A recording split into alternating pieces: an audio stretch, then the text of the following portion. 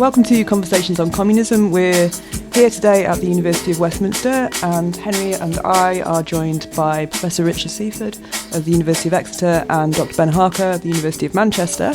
And we're here to talk about George Thomson, a communist, classicist, scholar of the Irish language and fascinating polymathic figure. Ben, would you mind telling us who is George Thomson? George Thomson was a classicist and a communist, born in 1903, radicalised at Cambridge in the 30s and became a very important figure in terms of the cultural networks and structures of the British Communist Party. I came to him initially because I was writing a biography of Ewan McCall, and Ewan McCall was very interested in Thomson's work and frequently cited it, especially the book on Marxism and poetry. I didn't come to George through Marxism. A lot of people do. In fact, probably most people who are admirers of him come to him through their interest in Marxism. I came to him when I was 16 or 17 years old, and then later as an undergraduate.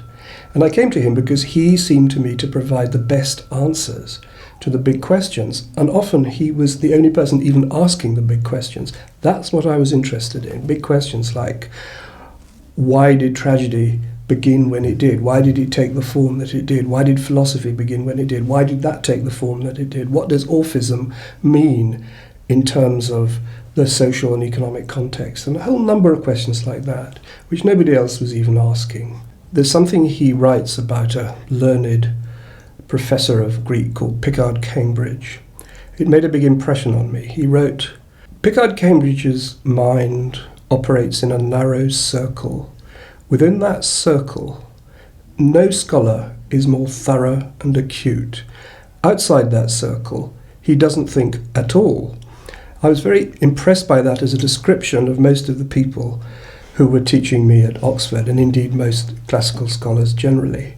So I was, of course, attracted by Thomson's polymathy, his refusal to respect the hyper-specialisation that has come with the intellectual division of labour. And that was combined with the most extraordinarily lyrical writing style. So many of the books are based in lectures, and you feel that there's a sort of oral quality to them that carries through. I was just looking at his, it's really a tract that he writes for the CP in 1949 on communism and religion. But it's based on his talks, and it has that sort of immediate spoken quality is there. There's a description of a old Irish lady on the Blasket Islands in his book. His most recent version of his time in the Blasket Islands is called Island Home. That's the best place to start with Thomson's experience with the Blasket Islands. He went to the Blasket Islands, specifically the Great Blasket, first in 1923. He met Maurice O'Sullivan. Together they published 20 Years of Growing and translated it.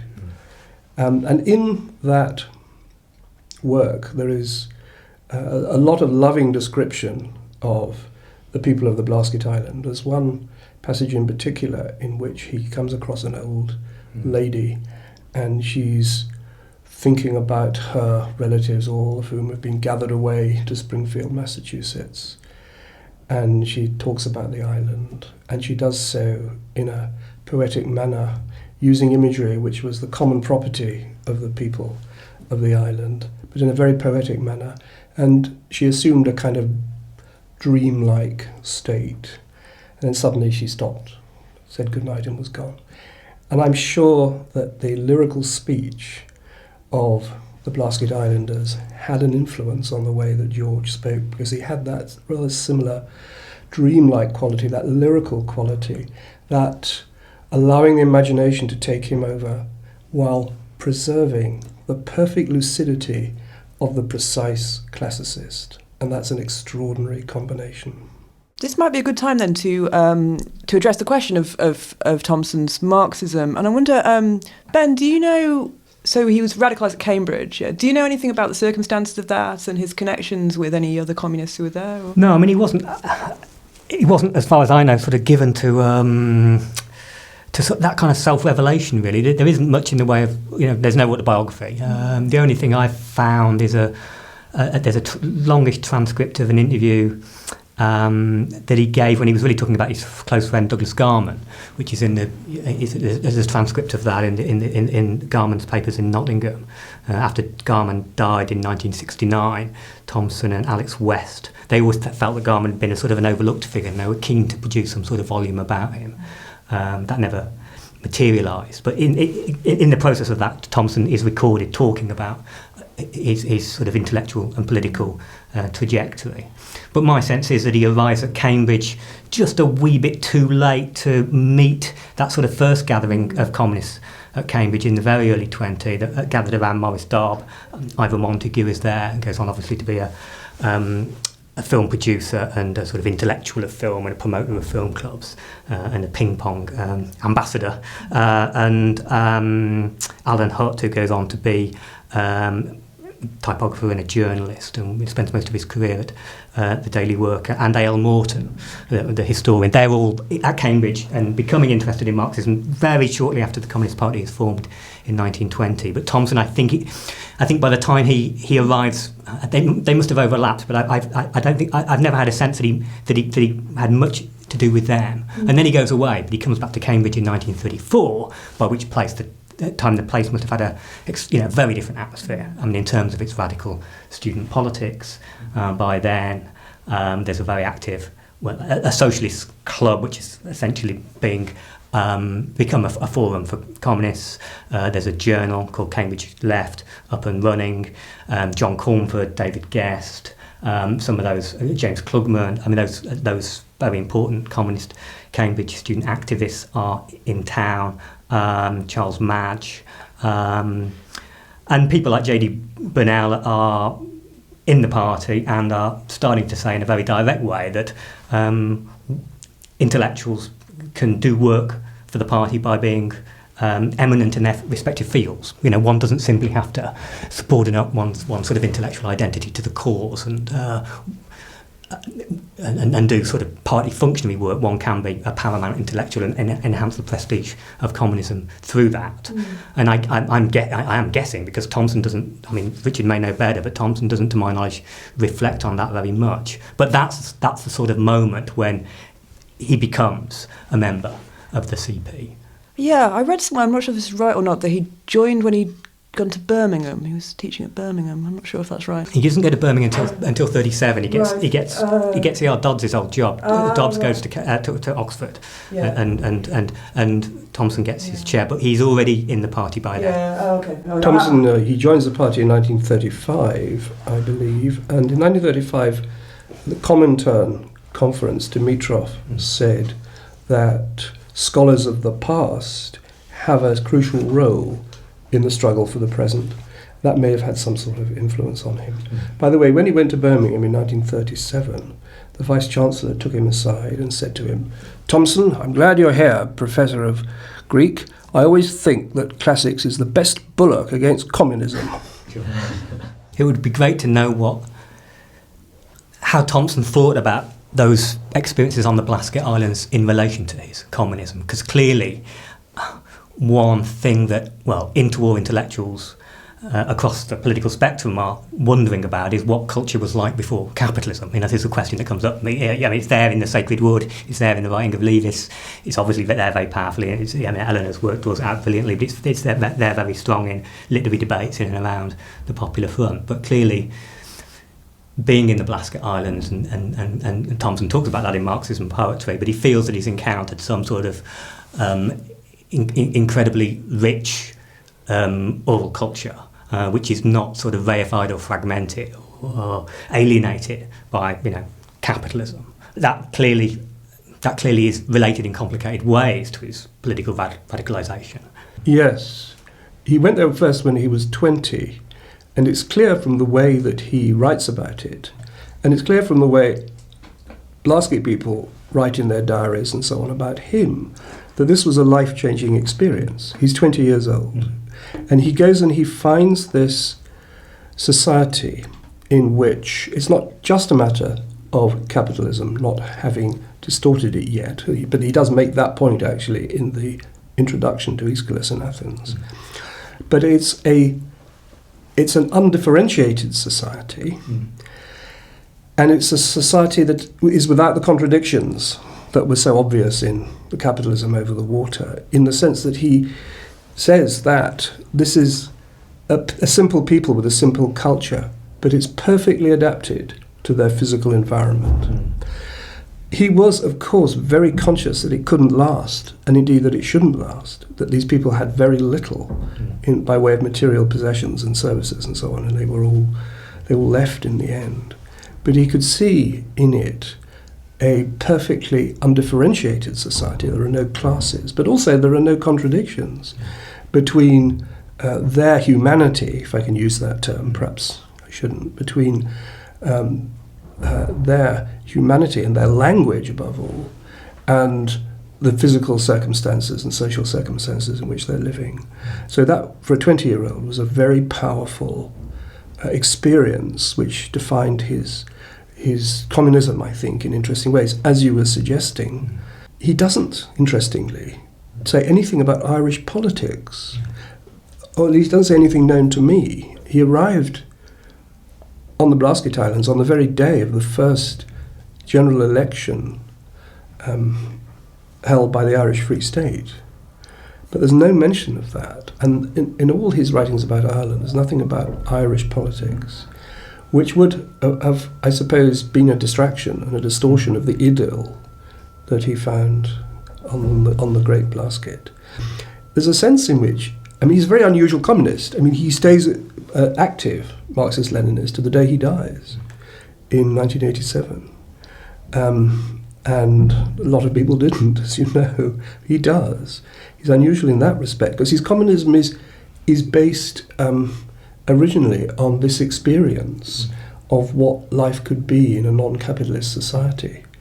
And he doesn't say much about, at least in the stuff that I've read, that you might expect about day-to-day events in Britain, for example.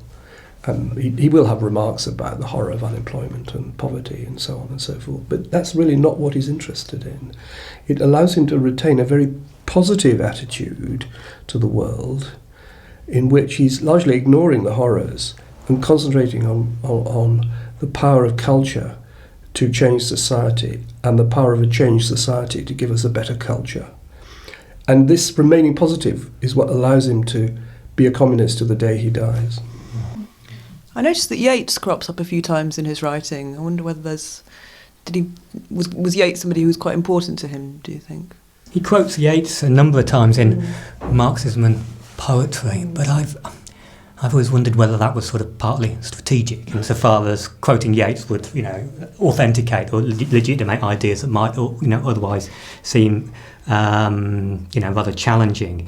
There's one quotation from Yeats that sort of sits actually very oddly with the thrust of his own argument. He's just been, Thomson has been arguing that poetry is, connected to production, that it's a form of sort of linguistic creative production. And then he quotes Yeats, in which Yeats is saying that poetry is a sort of passive state.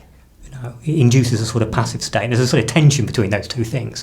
The other time that he quotes Yeats, he quotes the Galway races. And he quotes Yeats more affirmatively there. Yeats is talking about some sort of future in which, poetry is going to become the common property of all once again. I think the sort of subtext of that Thomson is saying is, I've got an idea how that might happen. I don't think that Yeats does. There's a sort of shared, utopian projection about culture somehow being returned to the people. But Thomson has a very concrete sense at the end of Marxism poetry how that is going to happen. And obviously, like a lot of cultural intellectuals at that time, he's very interested in the origins of cultural form. So, could you say a little bit more then about how he saw the origins of poetry? This is coming, out of Caldwell, and there's an insistence that one should sort of take an anthropological or sort of sociological view about the emergence of poetry, and he sees it arising in terms of productive relationships. He sees it as an attempt to master the material world, and so this is always running counter to the dominant sort of Marxist view at the time, or the orthodox Marxist view, which is increasingly becoming sort of codified in the 30s with Stalin and books like The Short Course, which, extract key passages from Marx and Engels and sort of, tell actors this is what you need to know. But the emphasis there is that culture is some sort of secondary derivation of economic processes that have already occurred. And the thrust of Caldwell and Thomson is that poetry is itself part of a productive process, and is dynamic and creative and needs to be seen in those terms. It's a way of apprehending and mastering the world rather than merely a reflection of it. Yes, I can't remember much about what he says about Yeats, but I have a dim memory of him being attracted to a remark by Yeats about the relationship between poetry and magic. I mean, Yeats is a poet whose poetry has some relation to magic. And Yeats said something, and as such, of course, it should interest Thomson, because Thomson also believes, albeit in a different way, that magic and poetry are not two entirely separate cultural phenomena. They each have their place in his overall vision of the development of humanity. And Yeats even, I think, was of the view that poetry and magic should be studied scientifically. I think Yeats even uses the word scientifically, and that is applauded by Thomson. But as far as the question of the origin of poetry is concerned,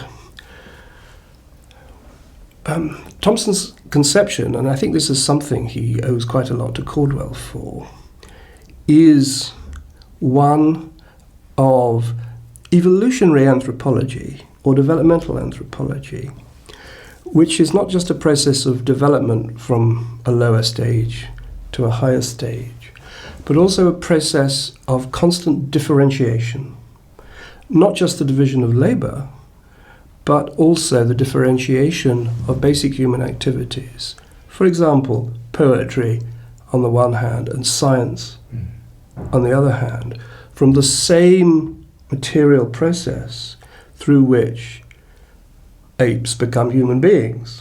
So he really is going back to a stage in which poetry is related to the mimetic, which is what the apes do, and science is related to the deictic, pointing, which apes don't do, but human beings acquire. There's a single matrix for poetry and for language even, and for science. That single matrix takes you back to the very origins of humanity. And poetry, science, other activities are differentiated out of that. So he refuses to accept divisions, ultimately, between poetry and everything else. And of course, he has a theory of grounding both language and poetry, which are the same sort of thing, language and poetry, in the labour process. So he has a theory about the origins of language and poetry, which he sets out, I think, most recently in The Human Essence, second edition, 1977. He has a theory of the origins of poetry and language in the labour process. And he gave me a copy of his 1977 edition, and shortly after he'd written it, there was an occasion when I went to see him, and he said to me, "This is the Marxist answer to Chomsky." Now, he doesn't mention Chomsky in the book at all. It's absolutely typical. I mean, he knows what he's doing. Chomsky's not mentioned in the book. The only texts mentioned in the books are the Marxist classics. That's typical. That he's just constant. He's not critiquing a fashionable thinker. He's just focusing on what the Marxist classics can do. And in that question of the origins of language in labour and in production, is there a differentiation of any sort between spoken and written language? So quite a lot of the Marxist writers in the 30s are very interested in the voice, in speaking. Okay. And you mentioned his kind of lyricism and the quality of his voice. And is that something that he thinks of poetry as being speech that's been captured? Or? Yes, captured and possibly rigidified. But of course, on the Great Blasket, the writing is just coming in and people use it, but most of the older people on the Blasket are illiterate. Some of the older ones have learnt to write in order to write down their experiences of the island, and you had these famous books by people other than Maurice O'Sullivan, which preceded Maurice O'Sullivan, about life on the Blasket. And George says, I think, at one point, well, all it was doing was putting into written form the stories that these people would tell by the fireside, which were in the memory. This was an oral culture.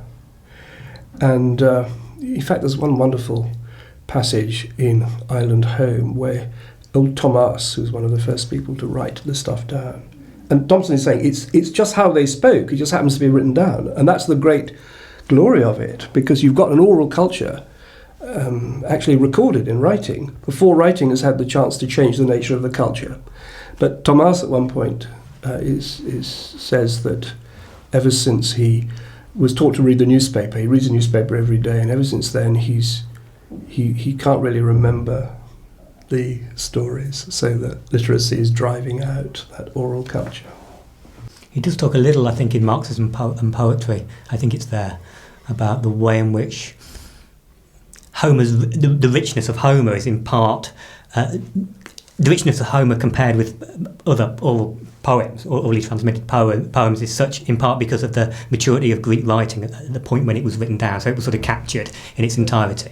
But he suspects that that there were similarly rich, similarly complicated oral forms elsewhere,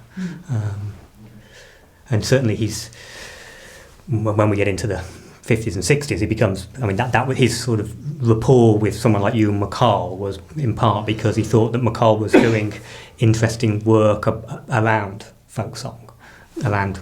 In the 50s, you could still, I mean, it seems extraordinary, but you could still go out into the English, mainly countryside, and meet farm workers, as McCall did, who knew, carried around in their head a couple of hundred songs, many of which that hadn't been written down for a very long time. I mean, McCall found it extraordinary, and I think Thomson also found it extraordinary.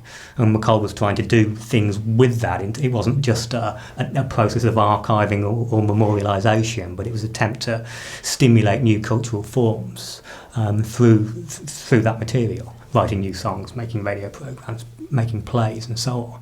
I think Thomson was attracted to that dimension of the folk music revival because he saw that sort of business of trying to draw on the resources of the folk and create like and for the folk. It's something that McCall was trying to do in a modern setting. Seems naive and problematic, but nonetheless, I think it was a very powerful impulse. For a decade or so in the 50s and 60s. Yeah. So we've mentioned Caldwell a couple of times, and I think we perhaps have to sort of explore Thomson's intellectual relationship with Caldwell a little bit. Perhaps is he sort of consistently Caldwellian? And, is that the kind of bedrock for his major ideas about where culture comes from and what it does, or does he develop or break with that? I don't know if either of you have anything to. Well, he mentions Caldwell in the preface to Aeschylus in Athens. Which is published when, sorry? 1940, the first edition. Caldwell died 4 years earlier, of course, in the Spanish Civil War. He mentions Caldwell along with Engels, The Origins of Private Property, Family and the State, and Morgan, the anthropologist, as the three influential writers on his general approach. He also mentions a couple of classicists. But he doesn't quote Caldwell much in the book. There's one passage of Caldwell that he quotes. It's quite difficult to identify what he owes to Caldwell. But I think probably the main thing is it actually worked with his interest in the Blasket Islands, because Caldwell was particularly interested in the social origins of poetry. Poetry was not to be taken as a standalone given. It was to be envisaged as something that comes out of a certain kind of society. And it's, above all, and this was actually, it may seem obvious to us, but at the time this was pretty new, that the different forms of poetry depended on different social forms and different stages of the evolution of society. Now that's the fundamental idea for George, but I think it was Caldwell who first elaborated it, and certainly the first one who associated it with the concept of class and with Marxism. So I suspect there's quite a big debt of Thomson to Caldwell. Caldwell is more interested in psychology and Freud and Jung than Thomson is, and Caldwell is interested in the way in which capitalism and the division of labour and class oppositions create everyday neuroses. That's not the sort of thing that Thomson is interested in. And Thomson, of course, develops in political directions which it's impossible to know whether Caldwell would have followed because he died in 1936. I think the debt to Caldwell was huge, and certainly in CP party terms, Thomson was sort of actively, promoting Caldwell's work. He wanted to see Illusion and Reality, taught, in party education sessions. There's a sort of post-war moment when national communist parties are looking for sort of national intellectual figures who might give sort of clues as to the national road to socialism that suddenly, communist parties are supposed to be following after the dissolution of the Common Form in 1943. And obviously Gramsci is the figure in Italy. And there's a sense in which Caldwell is being sort of set up for that part by certain sort of enthusiasts of whom Thomson is one. So I think he thought that Caldwell could help the CP sharpen itself kind of in terms of its theoretical rigour, and he becomes a sort of very robust defender of Caldwell when that legacy is attacked. But I can't think that he doesn't critically engage with Caldwell's work anyway. I can't think of him making a single critical remark about Caldwell's writing. He does try and figure out what Caldwell wrote first, but that's rather a process of trying to make the body of work more coherent. But I think the relationship is one of a big intellectual debt, and then a subsequent sort of patient working through of key concepts. He talks about Caldwell being a kind of quarry for ideas, and you feel him going back to Caldwell over and over again. So that sort of repositioning of Caldwell in the kind of the English Gramscian role, which is an odd reading of Caldwell. Do you feel like he extracts a sort of national frame from Caldwell? Because I don't think it's really there in Caldwell. No, I don't think he's interested. He's not interested in Caldwell in that sense. Right. It's not. And again, the Popular Front is sort of interesting because if you look at Thomson's trajectory, you'd say he joins the Communist Party in 1935. That might lead you to expect him to be a sort of Popular Front communist in the sense that someone like Jack Lindsay is a Popular Front communist. Very committed to the idea that we can, sift through the national culture of the past, and that somehow this is going to prefigure or give us clues about a nationally grounded communism in the future. I think Thomson he's not in that game at all. Actually, he's conspicuously absent, if anything, from those debates that are going on in Left Review in the 34 to 38. I mean, I can't. You would know better than me, Elinor. But if he contributes to Left Review at all, it isn't conspicuously. I mean, it may be the odd book review.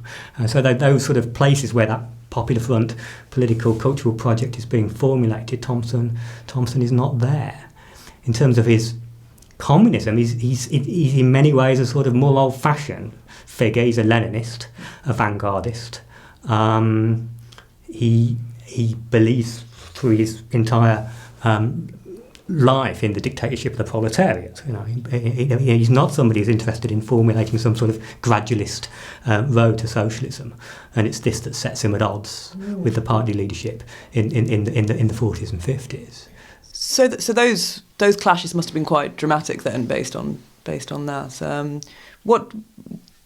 What did they occur over, and sort of how close do you think he got to leaving or being expelled? Well, he comes onto the National Executive Committee in 1947. This is the first time a university lecturer, an intellectual, of that kind, is on the National Cultural Committee, and I think in a way he is entrusted to do that, in part because of his orthodoxy in the past. The fact that he hasn't been theoretically deviant in a confrontational way, in the way that people like Jack Lindsay has. Thomson tells a story in that interview that I mentioned earlier, and he talks about at the time, this is in 1939, he's in Birmingham, he's living in a leafy suburb, he's teaching at the university, and he has profound problems with the Nazi-Soviet pact, and he contacts Garman about this and says, I feel uneasy about the party line, and I feel rather dislocated in my branch, which is very middle class, so people sort of like me, and Garman says to him, well, you should go and join a factory branch, go and sort of immerse yourself, more directly in the party and the class. And so this is what he does. He joins a branch, I think, in the Austin car works, and begins teaching evening classes to industrial workers, and feels his hesitations about the Nazi-Soviet pact don't go away, but he feels nonetheless kind of properly connected with the party and the working class. Now, at these kinds of experiences, and would play extremely well with the leadership of the CP. He is an intellectual, but he's not given to theoretical navel-gazing. He's willing to immerse himself in the party and the class, and his relationship with industrial workers is one. He's willing to teach and learn, and it's these kinds of positions, and I think that sort of openness that would mean that he would be entrusted as an intellectual to come onto the National Executive Committee of the party. Intellectual knows his place. Yeah, or yes, willing to subordinate his sort of to serve the movement in a direct way. Mm. This is at the same time this is the paradox. At the same time, he's advocating Caldwell's work, which is at variance with, as we said already, is at variance with the sort of approved theoretical models. But there's something about Thomson's character, I think, that this doesn't escalate into an open challenge in a way that, say, Jack Lindsay would go in at loggerheads and have the spattle. Thomson, just occupies these positions simultaneously. I remember reading a Daily Worker article. He was talking about how to become a cultural or intellectual worker. He was kind of telling people what they were doing wrong and what they should do. Do you remember that particular episode? Yeah, it's from the Communist Review in 1946, I think, and there may be a shorter version of it in the Daily Worker. But this is him saying that intellectuals do need to root themselves appropriately in branch life, and particularly in factory branches, and participate at that kind of grassroots level in communist politics. At the same time, people like Jack Lindsay are arguing that we need, a union of intellectual workers and sort of institutions that might sort of potentially sort of segregate intellectuals from the industrial struggle. Thomson is insisting that workers can, that intellectuals like him can, be directly involved in the running of the party at that level, and they can learn from that. Their experiences will be enriched by that. I think this relates to what we were saying about his lucidity. And I went to 2 memorial meetings shortly after he died. One of them, there was somebody from the factory branch who thought the world of him, said he was always inspiring and never patronising. And if you listen to him speak, you can really understand that.